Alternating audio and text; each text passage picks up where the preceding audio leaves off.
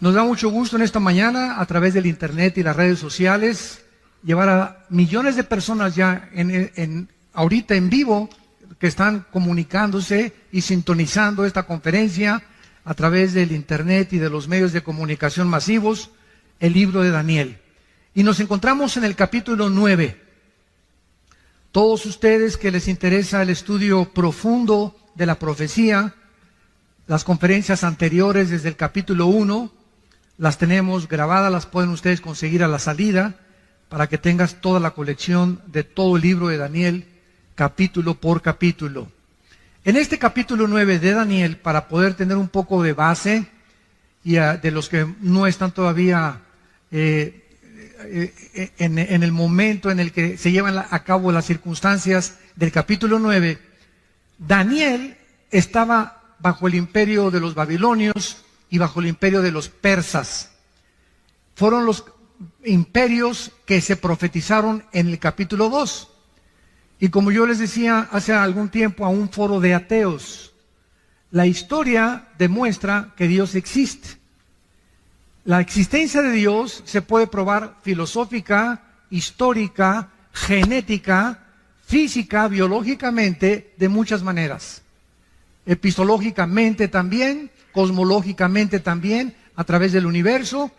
Pero una de las evidencias más grandes de la existencia de Dios es que la Biblia nos muestra con un orden perfecto de qué forma los imperios a través del tiempo han ido sucediéndose uno detrás de otro, exactamente con la misma cronología que la Biblia lo estableció hace más de 2.700, 2.800 años. ¿Qué les estoy diciendo? Que la Biblia es más moderna que el periódico de mañana en la mañana. Daniel se encontraba hace 2.500, 2.600 años en lo que ahorita es Siria e Irak.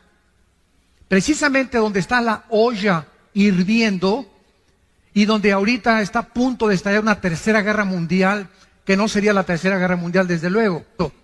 Pero Daniel se encontraba en esa zona geográfica históricamente, y la misma arqueología ha demostrado que las evidencias, los reyes, los lugares geográficos que la Biblia menciona, los nombres que la Biblia menciona, todo ha sido comprobado a través de la arqueología y de la antropología, de una manera y con una evidencia sobrenatural. Entonces Daniel se encontraba ahí, y entonces él lee el libro de Isaías capítulo 25, porque Jeremías fue antes que Daniel, y Jeremías había profetizado que los judíos iban a estar en Babilonia exiliados o cautivos 70 años, y que al acabar la cautividad babilónica se les iba a permitir regresar a Jerusalén. Daniel fue uno de esos cautivos, que fue llevado en el año aproximado 585, 586 antes de Cristo a Babilonia por el rey Nabucodonosor. Entonces Daniel comienza a leer a Jeremías y descubre que está a punto de terminarse la cautividad babilónica, que los 70 años se iban a acabar ya, y comenzó Daniel a preguntarse: ¿y ahora qué va a ser de nosotros? ¿Cuál es tu plan, Señor, para nosotros? ¿Qué, ya has dejado a Jerusalén o nos vas a volver a disciplinar? Entonces Daniel se pone a ayunar y hace un ayuno de verduras y de agua nada más durante 3 semanas. En el momento en que Daniel se hinca a comenzar a preguntarle a Dios a través del ayuno para sensibilizar su espíritu, ¿qué es lo que Dios quiere para el futuro de Jerusalén? Dios manda un ángel desde el cielo para que baje a la tierra a traerle el mensaje a Daniel. Y la Biblia nos dice en el capítulo 10, cuando lleguemos al capítulo 10, que otro ángel, principado de Satanás, sale a intervenir, a obstaculizar que el ángel enviado por Dios llegara a la tierra y le diera el mensaje a Daniel. Entonces vemos en la Biblia que existe en el mundo espiritual que nos rodea un conflicto, una guerra cósmica que es real y todos los acontecimientos que se suceden aquí en este planeta tienen repercusiones espirituales en el mundo invisible. Y el único libro de los billones de volúmenes de literatura que existen en las librerías, el único libro y de los que se consideran sagrados o religiosos, la Biblia es el único libro que nos muestra qué se encuentra detrás de las cortinas en el mundo espiritual.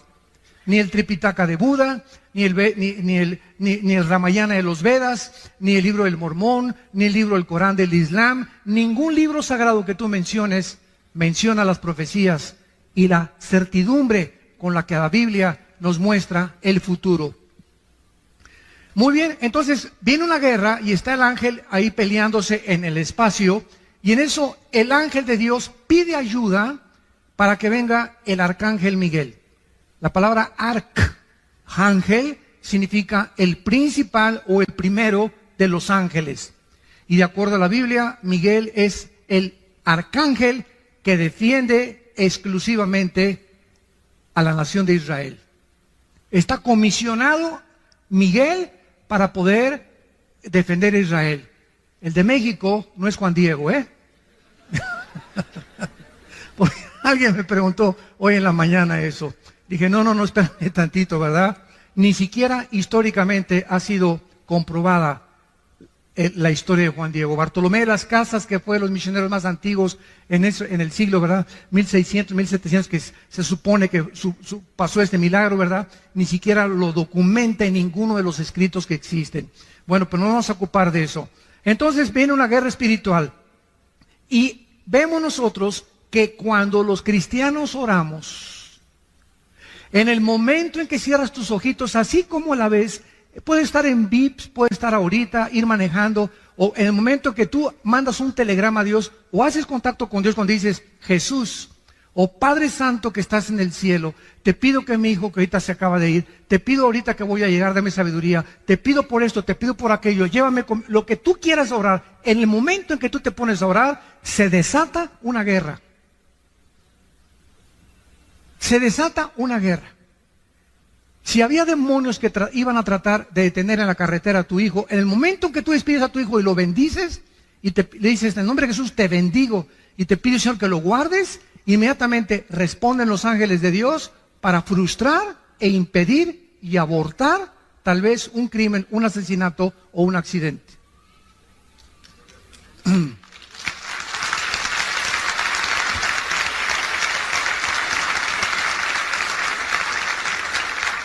Finalmente, ¿verdad? El ángel llega a la tierra en lo que es ahorita Irán e Irak. Irán en la Biblia aparece con dos nombres. Irán aparece con el nombre de Elam, que todavía es una provincia que está en frontera con Arabia Saudita, e Irán aparece con el nombre de Persia. En 1935 se le cambió el nombre de Persia a Irán.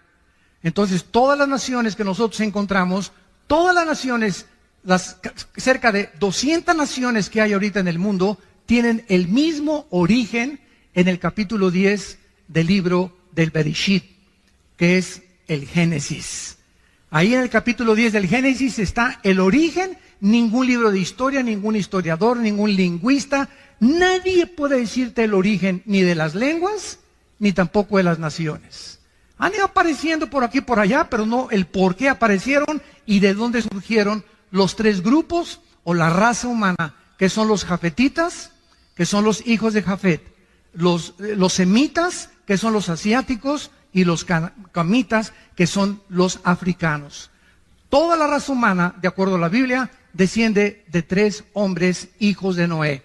Jafet fundó todo lo que es el mundo de Europa, que es todo el mundo, ¿verdad?, de la raza blanca. Los semitas, todo lo que es el Medio Oriente y el Asia, y los hijos de Cam fundaron el continente africano. Entonces, esto es maravilloso porque nosotros podemos continuar buscando y escarbando el origen de todas las cosas. En el capítulo 9, versículo 20, vamos a abordar nuestra conferencia y vamos a iniciarla con la lectura de la comunicación de los ángeles a Daniel. Dice así, Daniel 9, versículo 20.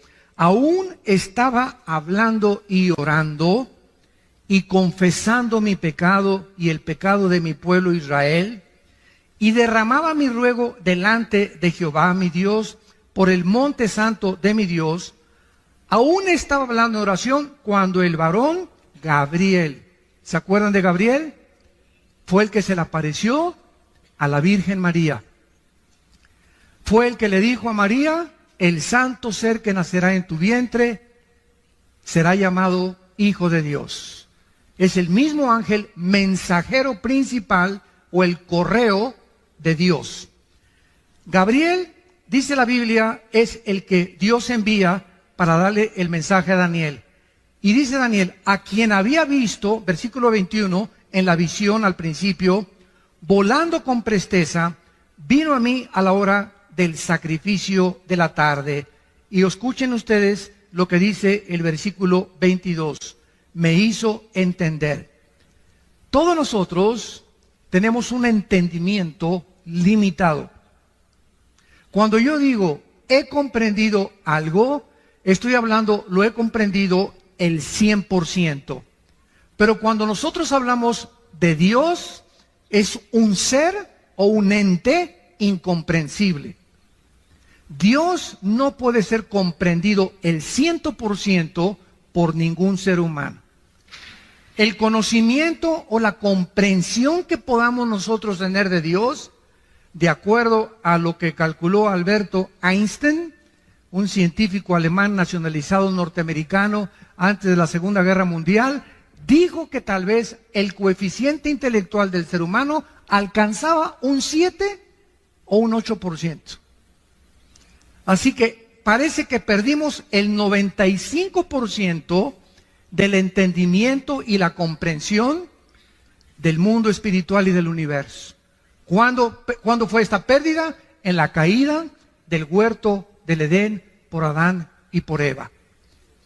Cuando Adán y Eva se rebelaron contra Dios, el ser humano murió, se separó espiritualmente de Dios y su ADN, ácido de la información genética que traemos en cada una de nuestras células, se descompuso, se deterioró, se corrompió. Y de Adán a nuestros días, los seres humanos nacemos en un planeta y lo primero que hicimos es ontoi. ¿Qué estoy haciendo aquí? ¿De dónde vengo? ¿Quién hizo el universo? ¿Hacia dónde voy? Y entonces estas preguntas, como demandan interrogantes, demandan respuestas, el ser humano inventó dos líneas de pensamiento. Una, las religiones. Todas las religiones, sin ninguna excepción, tienen dos factores comunes denominadores. Todas las religiones, sin ninguna excepción, buscan a algo o a alguien, las estrellas, las pirámides de Teotihuacán, la fuerza, el dios Sol, Neptuno, como tú quieras, buscan algo para poder congeniarse con esa fuerza invisible sobrenatural a través de las buenas obras. Todas las religiones enseñan, llámese mormonismo, catolicismo romano, judaísmo, todas enseñan que tienes que hacer algo bueno para ganarte al cielo. Y además, todas las religiones invocan o apelan a los sacrificios. Y vemos a la gente pues cargando cruces, yéndose a rodillas a la villa, golpeándose la espada con pales, etcétera, etcétera. Sería el colmo, ¿verdad?, que los cristianos digan, es que voy a ayunar para que Dios sane a mi hija. O voy a ayunar para que pueda Dios darle la escuela a mis hijos. Dios no... Si el arcángel le dice, oye señor, ya tiene una semana sin comer, Juanita, ¿le sanas a su hija? Oye, qué Dios tan misericordioso, ¿no? Que está esperando, ya me viste señor, ahora sí me tengo una semana sin comer y sin beber agua, señor, ahora sí me sanas a mi hija. Así es, quería que te sacrificaras y ya que te viera como la lengüita, como los perritos ladrando, entonces voy a sanar a tu hija. Nunca ayunemos para echarle manita de puerco a Dios. Nunca, el ayuno no es para eso. El ayuno es para buscar su voluntad en la Biblia. Y si no tienes tiempo de la Biblia, no ayunes. Porque si tratas de ayunar y te vas al trabajo o tienes diabetes, olvídate, ¿verdad? Vas a acabar en el psiquiátrico o en la otra vida. Entonces tenemos que entender claramente, ¿verdad?, la razón por la cual Dios nos dice eso. Y esta es la razón por la cual dice el versículo 22, que Dios tuvo que mandar, esto es antes de Cristo. El Espíritu Santo en el Antiguo Testamento no había bajado. Los ángeles bajaban al mundo y le daban a los seres humanos, como en el capítulo 18 de Génesis, que baja Cristo con 2 ángeles, a hablarle a Abraham y a decirle lo que iba a hacer con Sodoma. Personalmente, verbalmente hablaban los ángeles. Y entonces el ángel le da entendimiento, tiene la facultad a los ángeles de hacer entender las cosas antes de que Cristo viniera. Jesús dijo, cuando Él venga, Él los guiará a toda la verdad. Entonces, ahora tenemos el Espíritu Santo y el Espíritu Santo usa la Biblia. Entonces, el ángel es enviado para darle entendimiento de los futuros planes a Daniel y para que entendiera cuál es el futuro del mundo de Israel. Y dice el versículo 22, y habló conmigo diciéndome, Daniel, ahora he salido, fíjate, para darte sabiduría y entendimiento, o sea, algo que Daniel no tenía, y algo que nosotros por naturaleza no tenemos. Todos los seres humanos nacimos alejados de Dios. Romanos 3:23, por cuanto todos pecamos y todos fuimos alejados de la gloria de Dios. Nacemos con entendimiento para las matemáticas, para la física, para la biología, pero nacimos con un entendimiento cero absolutamente de las cosas espirituales. Y como somos seres espirituales, buscamos a través de ¿qué cosa? De la brujería, cartas tarot, bola de cristal, invocación a los muertos, reuniones de mediums, invocar al espíritu de Cuauhtémoc, al espíritu de una chencha que venga, buscar a través de las manifestaciones místicas del budismo zen, de la meditación trascendental, comunicarnos con algo, con alguien, por la espiritualidad, porque somos seres espirituales. Tú nunca vas a ver un conejo así en el campo, y menos a Chita. Somos seres espirituales porque fuimos creados a la imagen y semejanza de Dios.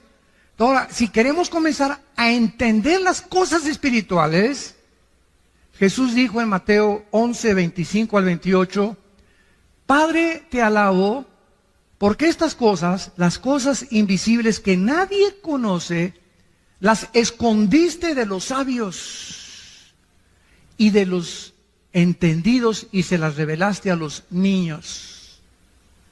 Vengan a mí todos los que están trabajados y cargados, y los haré descansar. Y Jesús dice algo asombroso en este pasaje. Nadie conoce a Dios sino yo, y aquel a quien yo se lo quiera revelar. ¿Qué dice la Biblia?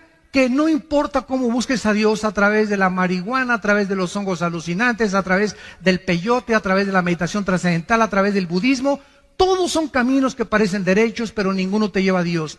Si alguien quiere conocer las cosas espirituales y al Dios vivo, único y verdadero, es a través de Jesucristo. Nada más.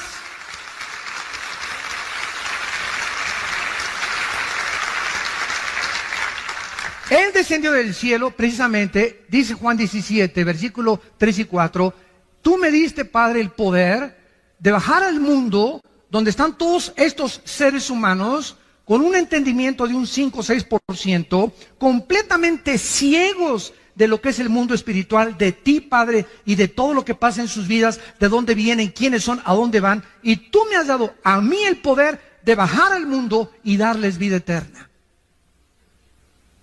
Y esta es la vida eterna, que te conozcan a ti, al único y vivo verdadero Dios, y a Jesucristo a quien has enviado.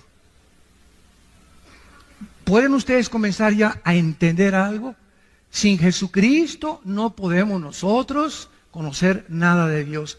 Ahora, cuando Jesucristo les dijo a los discípulos, me voy, ahí nos vemos. Imagínense los discípulos, oye, espérame tantito, ¿cómo que te vas? Que tú nos has traído las palabras de vida eterna. Ahora sabemos que tú vienes de Dios y que regresas a Dios. pero ¿cómo nos vamos a quedar huérfanos? No, espérenme tantito. Dice, voy yo a mandar al Espíritu Santo que baje al mundo, y Él cuando entre a ustedes, ya no como en el Antiguo Testamento, que venía y se iba, y Dios hablaba a través de voces, a través de profetas, a través de experiencias místicas, a través de sueños. Dice Hebreos 1, versículo 1, Dios había hablado muchas veces, de muchas formas, a través de los profetas, ahora nos ha hablado por el Hijo. Cristo es la última palabra que Dios nos ha dado. Y el que no escucha al Hijo no tiene la vida. Estás escuchando voces extrañas. Si no es la voz del Hijo, estás escuchando la voz del enemigo. Y ahora el Espíritu, cuando recibes a Cristo, entonces por eso reciban a Cristo, por favor. Ese es el mensaje, es la carta que le entregamos al mundo.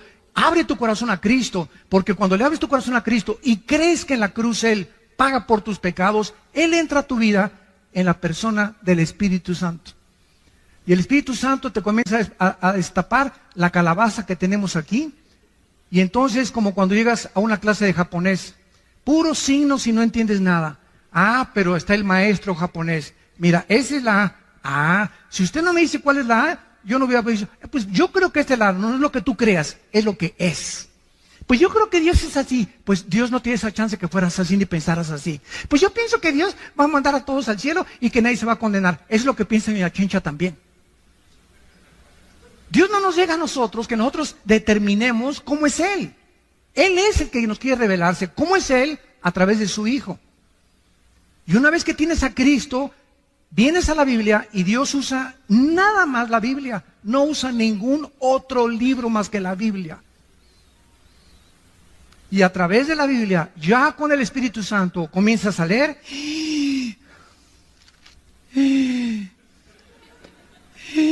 Ah, caray, híjole, qué tremendo. Y comienza sin que te des cuenta a entrar algo, porque ese espíritu, la palabra de la vida, a tu vida, comienza a lavarte, como dijo una persona, a usted le lavaron el cerebro, y le dije, y bien que lo necesitaba. Pero un buen lavado que necesitamos. ¿Qué filosofías? ¿Qué Nietzsche? ¿Qué Marx? ¿Qué Freud? ¿Qué Darwin? ¿Qué puros hombres? Ninguno de ellos fue Dios. Ninguno de ellos murió en una cruz para pagar por nosotros. Es Cristo el único que Dios escogió para darnos a conocer al Padre. Entonces, esta es la razón por la cual necesitamos para entender. Este es el problema del ateísmo. Por ejemplo, el ateísmo es un problema de seres humanos con mente de caracol, con mente de ostión, ¿verdad? Con un 5 o 6%, que porque no quieren entender a Dios. ¿Y por qué? Siempre el argumento de los ateos. Si Dios es Dios, ¿por qué permitió a Satanás? ¿Y por qué permite el mal? Por eso el 95% de los ateos son hombres amargados. El 95% de los ateos son personas amargadas contra alguien que no existe. Qué ridículo, ¿no? Persiguen toda su vida y atacan toda su vida a alguien que no existe. Esto es increíble, ¿verdad? Es contradictorio de una forma intelectual y filosófica, pero es el problema del ateísmo. Oye, espérame, señor ateo, ¿tú reconoces que tu mente es limitada? Y, bueno, si tú reconoces que tu mente es limitada, ¿puede un niño de 3 años de edad entender la ecuación de Alberto Einstein, E igual a mc al cuadrado? ¿Qué es la teoría de la relatividad? No, pues tú eres igual que ese chamaco, cabeza y calabaza. ¿Quieres con tu mente limitada entender los pensamientos, suponiendo y asumiendo ya que existe Dios? Tiene que ser infinitamente superior a lo que nosotros nos podemos imaginar. Y si Él no baja y Él no nos revela y nos dice cómo es inútil tratar en nuestra limitación de comprenderlo. Es imposible. Y se dan cuenta por qué el ateísmo es una filosofía insostenible dentro de la misma lógica y la misma filosofía. Es ridículo. Es una soberbia impresionante. Es que si yo fuera Dios, bueno, pues no eres Dios. Cabeza de langosta. Le dice en esta oración, versículo 23, al principio de tus ruegos, le dice el ángel, fue dada la orden, Daniel. Y yo he venido para enseñártela, porque tú eres muy amado. Porque tú eres muy amado. Romanos 8, 28 y 29, ¿se acuerdan? todas las cosas contribuyen a nuestro bien, no a todos, a los que aman a Dios. Si tú amas a Dios con todo tu corazón y con todas tus fuerzas, no hay nada que ahorita estés pasando, no hay nada. El problema que tú me digas que tienes ahorita, que no esté Dios trabajando a tu favor. Aunque ahorita parezca que las circunstancias están en tu contra, hay un mundo invisible espiritual en actividad de poder de Dios que está obrando, que esto que parece que está en tu contra, lo va a convertir Dios para tu bien. Sigue confiando en Él. Guarda silencio en Jehová y Él te concederá las peticiones de tu corazón. Tenemos que, y esto es lo que es la fe, ¿verdad? Entender que Dios está de nuestro lado. Si Dios con nosotros, ¿quién contra nosotros? Tarde o temprano José fue vendido por sus hermanos. Imagínense a José. Imagínate que tus hermanos te saquen a patadas de tu casa y que te venden, que te lleven allá a Tepito, que te lleven allá a Ciudad Neza, y ¡ay! Llévense póngalo a repartir droga, póngalo a pedir limosna y que te corran de tu casa. ¿Qué emociones y sentimientos invadirían tu ser? La amargura y el rencor contra tu familia. Mi propia familia me escupió y me sacó y me corrió. Y lo vendieron a José y se lo llevaron hasta Egipto. Y ahí en Egipto entra a trabajar con el capitán, ni más ni menos, de la guardia del faraón. Y cuando el faraón, se va el jefe de Egipto, el faraón se va a un viaje, no misionero, ¿verdad? Se fue a un viaje de guerras que tenían conflictos, se queda la esposa del faraón, ¿verdad? Solita, y le decían la leona del Lerma. Era una mujer insatisfecha sexualmente. Y agarra a Josecito, ¿verdad? Pepinillo, ven para acá. Le voy a para maravillosa. Para que se acueste bien con Tito. Y lo agrede, y lo agrede, y lo agrede a Daniel. Y por no meter y se echa a correr porque el temor de Dios, agarra su saco ella. Llega Potifar, el capitán de la guardia, y le dice, entonces, este hombre, ¿verdad?, me quiso violar, y lo meten a la cárcel, todavía que lo venden sus hermanos, todavía que se va como esclavo, todavía que lo meten a la cárcel, sale de la cárcel, pasan muchos años, viene el hambre en Egipto, él comienza a guardar la comida para sus hermanos, y cuando sus hermanos lean el capítulo 50 del libro del Génesis, que es donde acaba, llegan los hermanos a Egipto, y José los ve. Él ya era gobernador de Egipto, porque lo hace el faraón, el gobernador de Egipto. Al ver a sus hermanos se ponen a llorar. ¿Cómo es posible? Te vendimos y todo. ¿Y saben qué contesta José? Ustedes buscaron un mal contra mí, pero Dios lo convirtió para el bien. Por eso los perdono.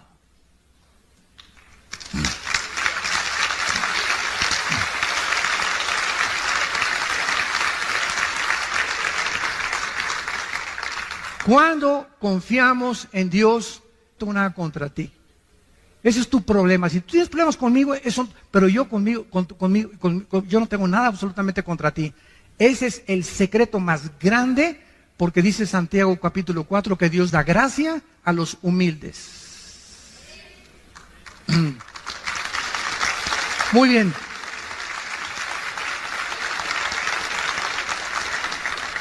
Y entonces el ángel le revela lo que se conoce en la Biblia como, yo le llamo el fundamento, yo le llamo a esta profecía de Daniel el fundamento de la escatología.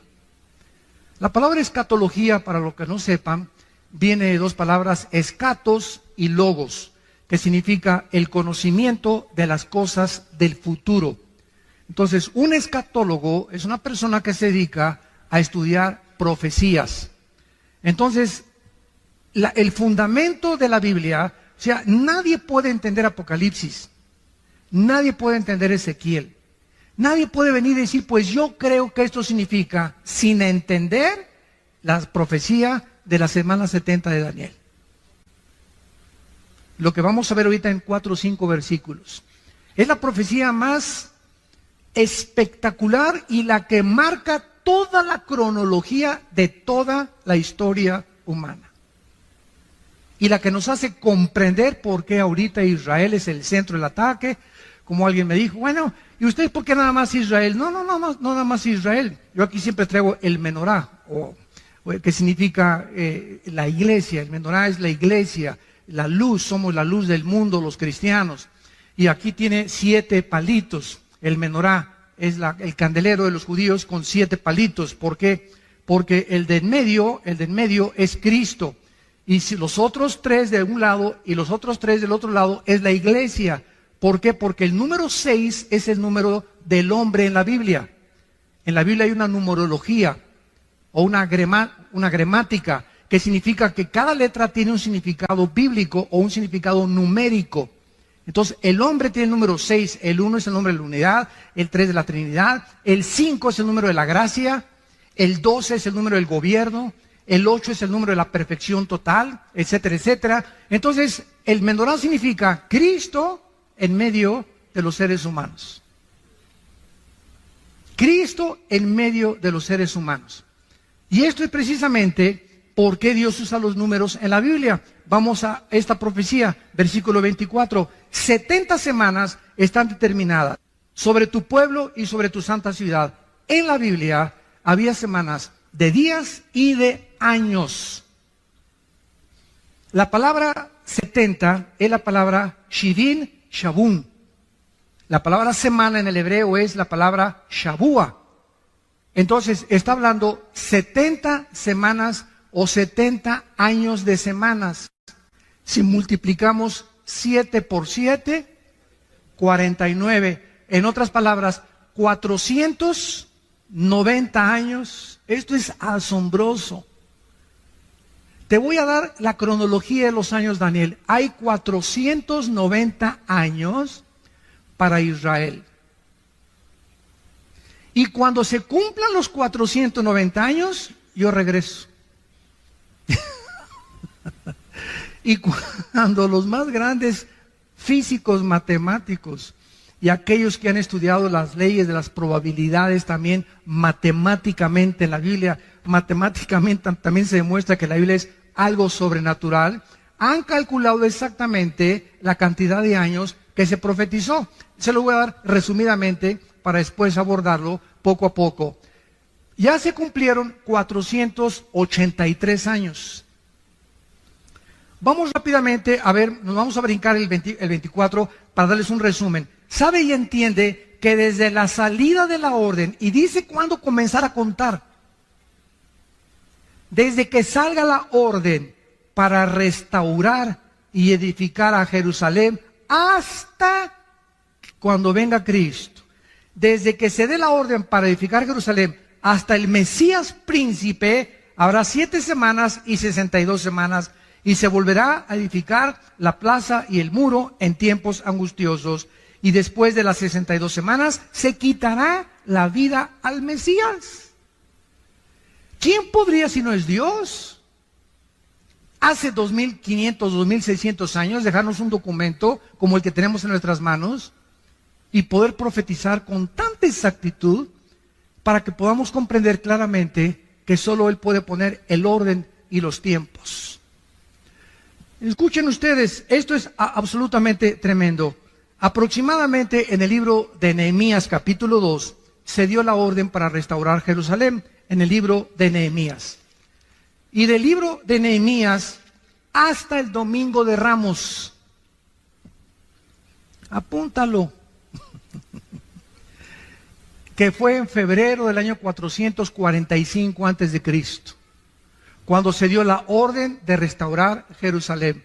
Y cuando Cristo llega a Lucas 22, al domingo de Ramos, y en un burrito cabalgando, y todos creían que ya viene el Mesías, y de acuerdo a las profecías del reino, el Mesías va a establecer su reino, y vamos contra el Imperio Romano, y se acabó ya el yugo del Imperio Romano, llega Jesucristo, en un burrito, no en un caballo blanco como esperaban todos los conquistadores en el tiempo antiguo. Al entrar y declarar la victoria, entraban en caballos blancos. Eso lo hará Cristo hasta el capítulo 19 de Apocalipsis, cuando venga ya venciendo a todas las naciones con nosotros. Llega en un burrito Jesucristo y se para sobre Jerusalén. Y ahí enfrente, en Jerusalén, dice unas palabras tremendas en el capítulo 23 de Mateo, versículo 37, se los voy a leer rápidamente. Jerusalén, Jerusalén, que matas a los profetas y apedreas a los que te son enviados. ¿Cuántas veces quise juntar a tus hijos, como la gallina junta sus polluelos debajo de sus alas, y no quisiste? He aquí vuestra casa os es dejada desierto. Pero en verdad les digo que desde ahora no me veréis hasta que digáis, Baruch Hashem, Adonai Elohim. Que en hebreo significa, bendito el que viene en el nombre del Señor. Baruch Hashem, Adonai Elohim. Y esto lo vamos a ver en la profecía, que es exactamente en ese momento, cuando Cristo declara esas palabras, que Dios deja de tratar con Israel.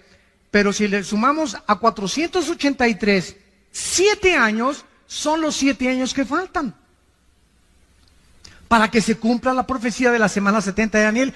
Y estos 7 años serán los 7 años de la gran tribulación. Por eso la iglesia es imposible que vaya a atravesar la tribulación, porque no nos ha puesto Dios para la ira. Si regresamos a Daniel, vemos claramente para quién es esta profecía. Versículo 24, 70 semanas, o sea, 490 años, están determinados sobre tu pueblo y sobre tu santa ciudad, no a la iglesia. Ahí está el conflicto de muchas personas, o teólogos, o escatólogos, que tratan de interpretar que la iglesia va a pasar la tribulación, o esto y el otro, simplemente porque no han entendido las 70 semanas de Daniel. Que eso es una profecía exclusivamente para Israel.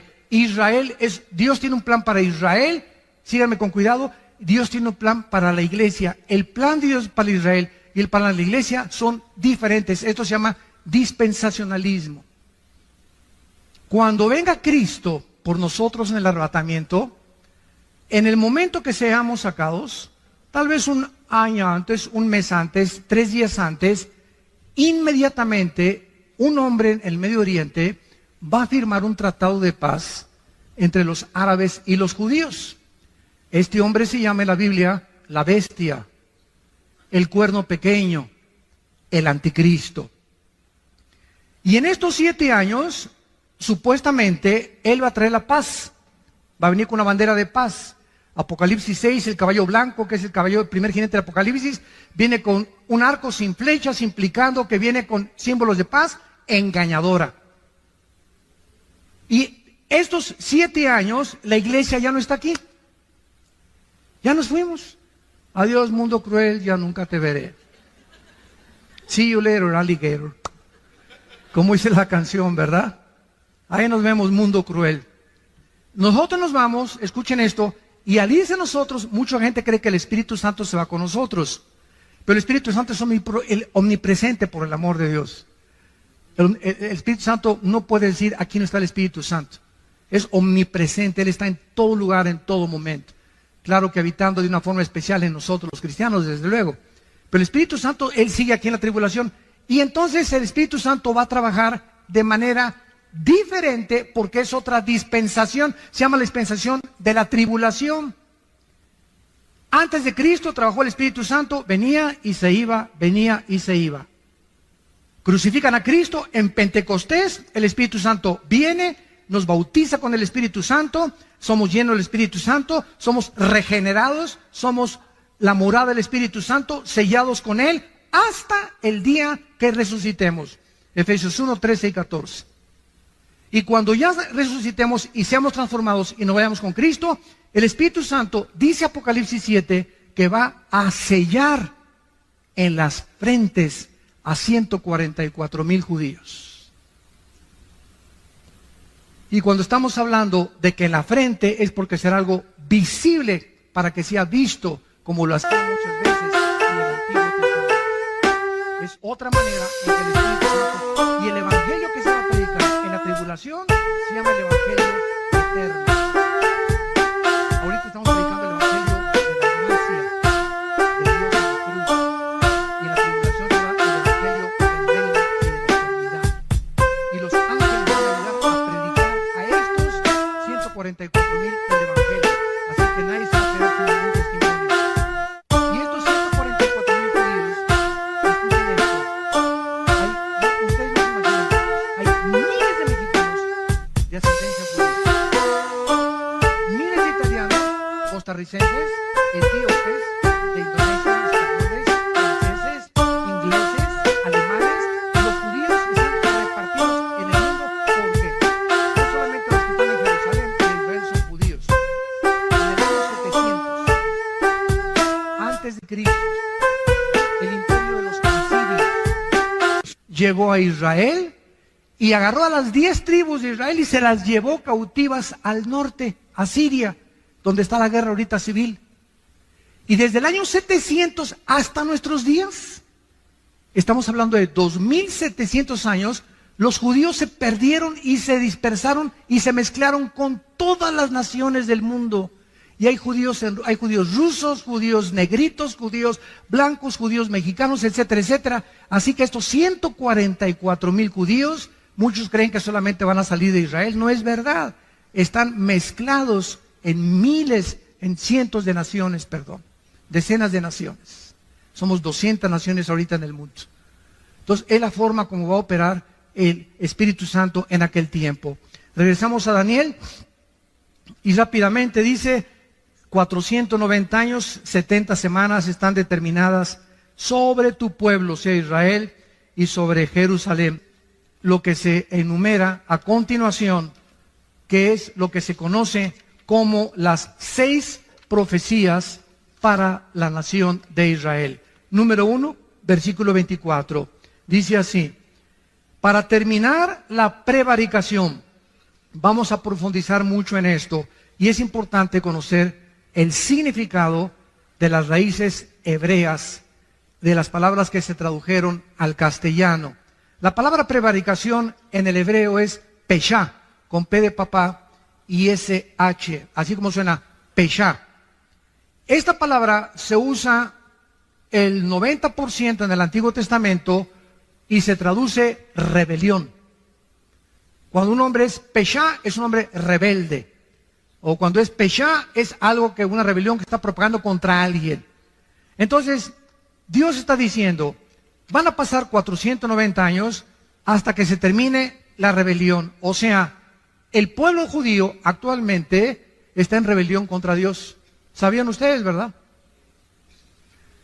Gracias a Dios que hay, se calcula, 150,000 judíos, estoy hablando étnicamente, que ya aceptaron a Yeshua o a Jesús como su Salvador.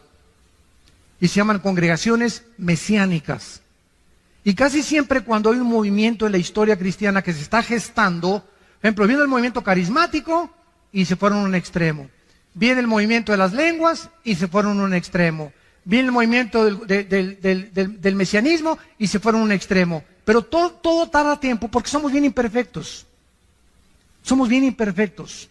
Entonces, para que cuaje la gelatina y para que se cocine el arroz, necesita meterse un tiempo, ¿verdad? El pastel se mete a que media hora en el horno y todo tarda hasta que ya sale cuajadito, ya sale cocido, y hasta que esté cocido no se puede comer. Y así pasa con los movimientos en la vida cristiana. Yo me recuerdo en los 70s, yo me convertí en el 74, yo llegaba a iglesias donde Dios sabe que estoy hablando la verdad. Y me agarraban con pinzas la lengua y me la jalaban y me decían: hablen lenguas. Y me jalaban la lengua con pinzas como de madera para que hablen lenguas. Y me daban zapes por detrás. Hable. ¿Cómo hablo así? Menos voy a hablar con esas pinzas en lengua, ¿no? Y después ya llegó al extremo completo, pero ya fue el extremo total cuando dijeron que si no hablabas en lenguas, no tenías al Espíritu Santo. Dios mío, Ave María. Y se aceptó como algo que si no hablabas en lengua no tienes el Espíritu Santo. O sea, la iglesia se divide. entre los que tienen y si no lo tienes, no eres cristiano pero sin el Espíritu Santo. Espérame tantito, si soy cristiano tengo el Espíritu Santo, porque la palabra cristiano es ungido pequeño. ¿Quién es un cristiano? No es el que va a la iglesia, no es el que pertenece a una religión, no es el que es bautista, presbiteriano, nazareno, o Villanueva para México, Amistad Cristiana. Es la persona que tiene al Espíritu Santo, no importa dónde tú vayas. Claro que tiene que ser congregación que tenga las bases, la autoridad de la Biblia, desde luego, ¿no? Pero lo que nos hace cristianos no es el edificio ni la denominación, ni el bautizo, sino tener al Espíritu Santo. Es lo que te hace cristiano. Y eres mi hermano y mi hermana en Jesucristo. Entonces, esta rebelión contra la autoridad de Dios se va a terminar. Veamos en Zacarías capítulo 12. Zacarías 12. Ahí brínquense unas páginas después. Sigue Joel, de Daniel, Jonás, Nahum. Como unas 20 páginas, yo creo. Y llegamos a Zacarías 12. ¿Se acuerdan la expresión de Cristo cuando llegó a Jerusalén? Que acabamos de leer en Mateo 23. Hasta que digas Baruch Hashem Adonai Elohim, no me verán hasta que digan bendito el que me ha nombrado. O sea, ustedes los judíos que me crucificaron y le gritaron a Pilato, sobre mí sea la sangre, sobre nosotros sea la sangre, cayó la maldición sobre ellos. Y hasta este momento dice 2 Corintios capítulo 3 que el pueblo judío tiene una venda que hasta que se conviertan es quitada por Cristo. Entonces tú vas a Jerusalén, los que han ido, nos han acompañado en los viajes, mi hijo Alan acaba de regresar hace 2 semanas de Jerusalén, se llevaron como 40, 50, 60 personas. Si tú vas a Jerusalén o vas a Israel, vas a encontrar a cantidad de judíos vestidos de negro, con cairelitos aquí, con su sombrerito. Se llaman judíos ortodoxos. Nos odian. Con odio jarocho. ¿De veras? No me acuerdo, hace 4 o 5 años cuando fuimos, que estábamos en la tumba de David y entramos a orar y estábamos así, éramos como 10 hermanos agarrados de las manos dentro de la tumba de David y entró un judío con una talid, así, y comenzó a gritarnos a todos y nos comenzó a insultar, etcétera, etcétera, y todos para atrás, ¿no? Y teníamos ganas de descontarlo, ¿verdad? Pero y vamos a dar un buen testimonio, ¿verdad? Y se casó y se salió, ¿no? Pero es enervante para ellos oírnos orar a nosotros y pronunciar el nombre de Jesús. Entonces, ese es el grupo que son los fariseos del siglo XXI. Pero hay cantidad de judíos que ya aceptaron a Cristo como su Mesías. Pero esta rebelión prevalece todavía ahí en Israel. Hay una religiosidad asfixiante en Israel, asfixiante. Por ejemplo, ustedes saben que estos judíos ortodoxos, o sea, todos los que ven ustedes de negro, todos sus hijos de ellos no van a la guerra, y el gobierno los tiene que mantener. El primer ministro Benjamín Netanyahu hace algunos meses trató de quitar este decreto y hacerlos trabajar, porque no trabajan. Desde que son niños, lo único que hacen es leer la Torá o el Mishnah, que es la ley, los 5 libros de Moisés o el Pentateuco. Y es a lo que se dedican, nada más, la pura leer. Y están siempre, leen y leen y leen. Desde chiquitos crecen eso, no van a la guerra, no trabajan y el gobierno los sostiene para mantener las tradiciones judías. Y es inconcebible, ¿verdad? Es ridículo, ¿verdad? Pero Netanyahu no le aprobaron el proyecto que hizo, ¿verdad? Y no pudo alcanzar nada. En Zacarías 12, dice el 9 al 10, hablando de este día futuro, que es futuro cuando Israel se convierta, y en aquel día, está hablando cuando Cristo venga, yo procuraré destruir a todas las naciones que vinieren contra Jerusalén. Y derramaré, escuchen, derramaré hasta ese tiempo, derramaré sobre la casa de David y sobre los moradores de Jerusalén espíritu de gracia y de oración, y mirarán a mí a quien traspasaron. Y llorarán como se llora por hijo unigénito, afligiéndose por él, como quien se aflige por el primogénito. No será hasta que Él venga y lo vean con sus llagas en las manos. Y digan, caray, Él era Jesús.